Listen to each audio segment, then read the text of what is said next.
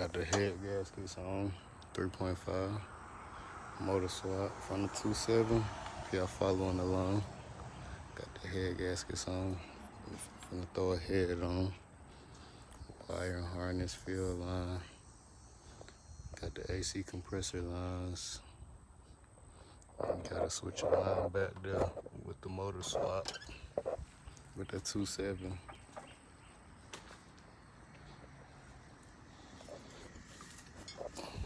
This will come with the 2.7. You just need a single one for the 3.5 that connects to this. But finna throw the heads on and get it all hooked up with the wire. Make sure I subscribe and follow, comment, like,